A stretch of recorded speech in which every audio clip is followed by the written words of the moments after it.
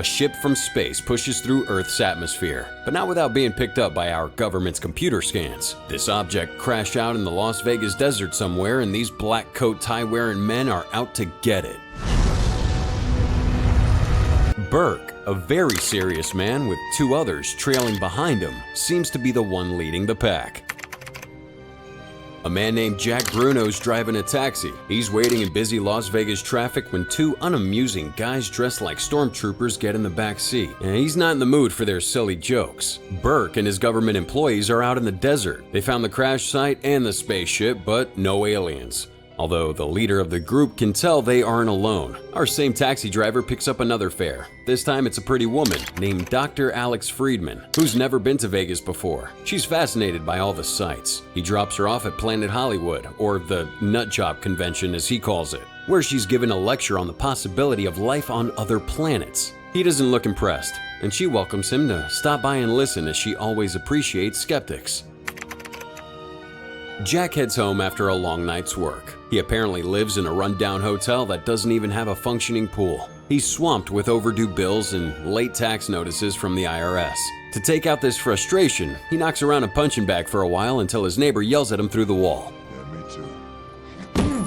The city is reporting the alien spaceship crash as a chlorine spill. To keep people away, they've shut down the road to isolate the area while they continue to search for clues and evidence of where the aliens could have gone. From the data they gathered at the crash site, they believe that they're dealing with two humanoid life forms, possibly one male and a female. Meanwhile, Jack just wants to get on with his job, but he's blocked in by two big pushy guys that work for some man named Mr. Wolf. And from the sound of it, he's an older employer who sent these two to pressure Jack into doing another job, Mr. Wolf thinks you're being greedy. which he claims he already told Mr. Wolf he wouldn't work for him anymore. After trying to intimidate Jack, he makes sure to show them exactly what kind of skills he has and knocks them both around a bit. They leave, egos and faces bruised, but not without saying they'll be seeing him soon. As Jack finally drives away, he looks in his rearview mirror to see two blonde teenagers who introduce themselves as Seth and Sarah, staring at him from the back seat. There's certainly something different about them and the way they talk, but they otherwise appear normal. Jack is obviously a little freaked out by how they got into his car, Where'd you come from? but he goes along with them needing a ride when they show him how much money they have. The government is still tracking the alien siblings in their footsteps to a rest stop where a car was broken into and some clothing was stolen. Through a series of cameras and satellite images, they were able to trace the kids to a bus into Vegas all the way to them getting into Jack's taxi when he was distracted by Mr. Wolf's goons. It doesn't take long for them to figure out where Jack's heading and to join in pursuit. The teens knew right away that they were being followed, but Jack didn't see it coming until the three black cars attempted to make him wreck. He's fighting them off as they box him in at high speeds. But Jack Bruno's not an ordinary guy, and neither are the kids in the back seat. Seth decides it's time to intervene, and his body straight up disappears standing in the middle of the road with one of the black vehicles headed right for him. Instead of hurting this teen alien, it's as if the car plowed into an invisible wall, stopping them in their tracks. Sarah here uses her alien telekinesis and throws that taxi in reverse to pick up her brother. Jack gets out of the car thinking that this whole thing was his old employer, Mr. Wolf's doing. He threatens Burke and his helpers, who have certainly seen better days at this point. He tells them that he told Wolf he wasn't interested. I told Frank and Marty I was out. And Burke simply says that Jack is in over his head. Jack and his teenage fares leave him behind on the road. Burke knows that it's time to do some research on this apparent problematic taxi driver. The three continue to their destination in the middle of the desert until they find a broken down shack. They tell Jack that they'll be with relatives soon and give him a huge tip. He feels badly about how much they overpaid and decides to go inside to give them some of their money back. And he realizes quick that there's something amiss. The kids are looking for something on a strange device that Seth's carrying, and they're doing their best to get him to leave, saying that they're only putting him in danger, but he chooses to follow them anyway. Seth believes that he's found whatever they're looking for.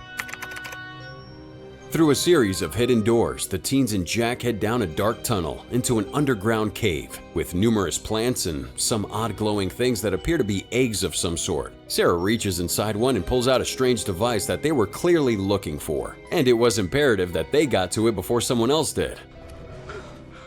They suddenly hear a noise and chaos breaks out as a humanoid being in a metal suit begins to attack them in the cave. It's clearly not from Earth. having this ability to shoot some kind of energy ray that almost takes them all out. Jack saves the kids and they escape as that man nearly captures them in the device. They're not really safe, as that alien continues to search for him in his ship, scanning the ground below. Sarah and Seth tell Jack that this man is called Siphon, and he's an assassin that will not stop until his mission is complete, which in this case is the two teens.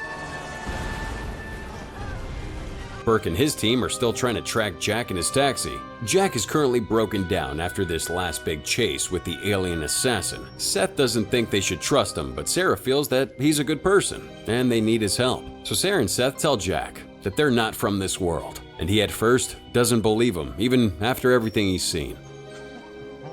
He says they don't look like aliens, so Sarah shows him how she can move things with her mind, saying that humans could do it too once they learn to use more of their brain capacity. Jack's accepting it, even though he still feels like he's in an episode of Twilight Zone. Burke's team searches the wreckage from Siphon's ship that crashed into a train during his last encounter with the teens in Bruno. Will they realize that there's more than just Sarah and Seth? Now the three of them barely limp the taxi into the nearest town, taking it to a shop where a man named Eddie Cortez is sleeping lazily, saying they're closed. He decides to help him out when Jack says that he'll pay triple the rate. Now while they're waiting for the car's repairs to be finished, they go to grab a bite to eat. Jack's scared and confused. As Sarah points out, she can also read minds, which Jack says is a little rude. A nice waitress named Tina asks to take the kids to the restroom to wash up as they appear dirty. Jack gets a phone call from his boss wanting to know when he was going to be finished with his fare. He tells him that things are a bit complicated and tries to get off quickly. I want my cab back. Spotless. But it's too late. Burke and his team caught his location. They head that way in their choppers, not leaving with much time. Burke calls Jack and introduces himself as the guy working for the Department of Defense. He tells Jack that he needs him to give up the kids, and if he does this, he can just walk away without getting another mark on his already bad record. Jack hangs up and almost seems to be going along with Burke's request, but quickly hatches a plan to create a distraction. He tells the table with the town sheriff and all his deputies that there's a team of men with guns waiting to come into the diner. Well, the sheriff doesn't like that, and Jack's plan is a success. You're making a big mistake, Sheriff. Tina the waitress helps Jack and the kids escape out the back door that leads to a hatch on the roof. Seth shows off unique abilities again as he puts his hand through that metal hatch to unlock it from the outside. Sarah tells him that he can control his molecular density and phase through objects or withstand a great impact. And Jack realizes again that he's gotten himself into some crazy stuff. Using her telepathy, Sarah makes a friend out of an angry junkyard dog, even inviting him along for the ride, which Jack's not happy about. Seth is still skeptical about Jack, saying that he doesn't believe that humans will help him. Sarah's able to read Jack's memories and see his brief encounter with Dr. Alex Friedman, who could be the only person that can actually help him. She's actually somebody who can help. They find the doctor at the same convention that Jack had dropped her off at. She's all frustrated after a group of spectators during her speech only wanted to talk about conspiracy theories in crop circles instead of her more factual findings. When Jack and the teens approached her, she didn't believe him at first, but much like Jack, she couldn't deny it when she saw what they could do. Seth and Sarah show her more than her abilities when they bring out a holographic diorama of their galaxy and explain why they're here. You see, they come from a dying planet about 3,000 light years from Earth. The two of them are wanting to stop their planet's military from trying to occupy ours in an attempt to prolong their species' existence. Their parents discovered that an experiment has taken place on Earth, one that could bring hope and balance back to their planet. But their parents were arrested, so they're there to retrieve it. This is what the Siphon was trying to take from them back at the abandoned shack and cave in the desert. They explain that they need help getting their ship back from the Department of Defense. We seriously need to find your spaceship. The doctor agrees to assist, but reluctantly says that she needs the help of a colleague named Dr. Harlan. Harlan's a bit of a conspiracy weirdo, but some of his connections can be helpful to their cause. He says that the kids were lucky they didn't get eaten by the aliens. They eat your flesh. He gives them schematics and an aerial view of the building that holds Seth and Sarah's ship. Which mountain? What, are we a singing group here? Let me talk. Jack thinks that everything is too dangerous for Dr. Friedman to be involved with and wants her to stay behind. She tells him no and gives him a flirty smile, telling him to lay low until she gets back from gathering her things at the hotel. Sarah tells Jack that the doctor was thinking about him, and this makes him happy and distracted as he loses the teens in a crowd. Before Jack could find him, Wolf's two goons from earlier grab him. He manages to break out of their hold and runs through the convention. Among the crowd of costumes is the siphon. Jack manages to find the kids, but Sarah has to cause a scene and throw the siphon through a wall of TVs, so he won't shoot the crowd of civilians. And they're still being chased by Burke and his men as well. Sarah's abilities come to good use again as she sets off all the slot machines as a distraction. The taxi takes off, causing Burke's team to chase it down to the Las Vegas Strip. Only when they finally have him cornered, it's Dr. Harlan and his friends. Another distraction. Greetings, Earthlings. That means that Jack Friedman and the kids are booking it out of town in Harlan's RV, heading to the facility that's holding the ship. On their road trip, Friedman brings up how she believes that things like this are just the way that the universe works out sometimes. Jack implies that it's fate. They reach the bottom of the mountain and conceal the RV, taking the hike through the rocky surroundings, but it was a trap. Burke and his men are already waiting and tranquilize the kids as they load them onto a vehicle to take them away for experimentation and other horrible things. Friedman and Jack try to stop them, but are quickly defeated. Alex tries to explain that the kids are there in peace and their mission is important for the safety of Earth. Burke doesn't listen and says that they're in custody as property of the US. He was nice enough not to kill or arrest the two of them and orders a pair of men to drive them down the mountain so they can leave. They're now in my custody. Jack and Alex put together an impromptu plan to take over the vehicle and pull it off with a well-timed slap. Sarah and Seth are in danger as Burke has them prepared for some kind of experiment. His men, Pope and Matheson, seem hesitant and don't really want to kill alien subjects, but Burke tells them to proceed anyway. Initiating test. Alex and Jack are climbing through a shaft that leads inside the facility. Their plan is good and simple.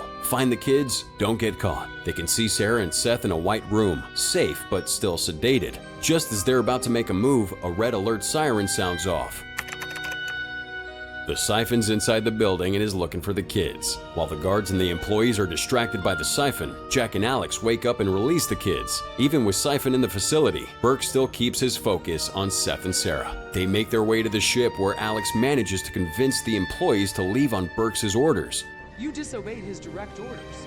They give Seth and Sarah enough time to start their ship, but the Department of Defense shows up to stop them. The teens bravely protect Alex and Jack with their super abilities, and the four run into the ship to escape as Siphon is back and shooting at everyone. They manage to navigate through the facility and barely escape, but they're not safe yet as the Siphon has gotten on board. Jack fights him off as the others are flying the ship, and Seth comes to his rescue as Jack is no match for this alien assassin. The two manage to defeat him together, Seth finally realizing that their taxi driver is someone to be trusted. Sarah and Seth know that they can't take their human friends with them, so they drop him off at the RV, leaving him with a device so they'll be able to find him again. The four of them have an emotional goodbye and Sarah asks Jack to take care of her junkyard dog for her. The two teens fly off into the night with their ship and Jack and Alex went on to write a book together about their race to Witch Mountain. They said that they believed going public meant that they were less likely to just disappear, and they kept the device given to them by Seth and Sarah, waiting for it to tell them that their young alien friends were returning for a visit. And that wraps it up, folks. That's it for Race to Witch Mountain, produced by companies Walt Disney Pictures, Gun Films, and Sandman Studios back in '09. The film starred actors Dwayne Johnson, Carla Gugino, Anna Sophia Robb, and Alexander Ludwig. So what do you think? The kids ever come back and see Jack and Alex again? Why don't you leave those answers below with the hashtag Cinema Recap. And if you felt all of it, guys, hit that like and subscribe if you're not already with us, because we'd love to have you. We got more content coming your way. As always, till next time.